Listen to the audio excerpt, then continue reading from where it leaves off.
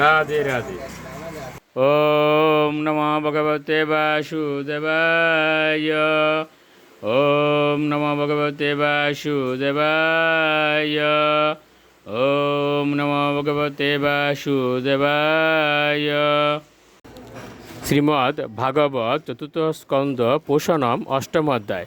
ধ্রুব মহারাজের গৃহত্যাগ ও বনগমন। শ্লোক ২৬। অহ তেজ ক্ষত্রিয়া নাম মানবঙ্গম মৃষ্যতাম বালো অপি অয়ম হৃদা দত্তে যৎ সমাতুরসদ্বচ। অনুবাদ: আহা, ক্ষত্রিয়দের তেজ কি অদ্ভুত! তারা তাদের সম্মানের স্বল্প হানিও সহ্য করতে পারেন না। অনুমান করে দেখুন, এই বালকটি একটি ছোট শিশু, কিন্তু তা সত্ত্বেও তার বিমাতার দুরুক্তি তার কাছে অসহ্য হয়েছে। শ্লোক ২৭।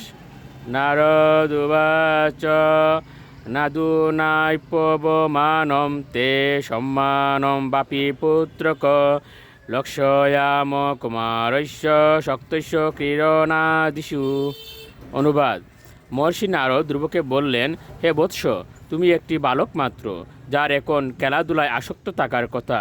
তোমার সম্মানহানিকর কথায় তুমি এইভাবে বিচলিত হচ্ছ কেন? শ্লোক ২৮। বিকল্পে বিদ্যমানে অপি নয় সন্তোষ এতব পুংসমৃতে বিন্না যৎ লোকে নিজ কর্মবিয়। অনুবাদ: হে ধ্রুব, তুমি যদি মনে করো যে তোমার আত্মসম্মানের হানি হয়েছে, তা হলো তোমার অসন্তোষের কোনো কারণ নেই। এই প্রকার অসন্তোষ মায়েরই আরেকটি লক্ষণ।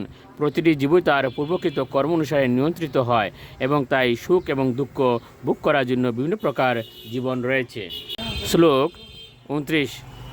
পরিতুষে ততস্তাবৎ মাত্রেণ পুরুষ দৈব উপসাদিতম ইয়াবৎ বিক্ষ ঈশ্বর গতিম বুধ। অনুবাদ: পরমেশ্বর ভগবানের গতিবিধি অত্যন্ত বিচিত্র।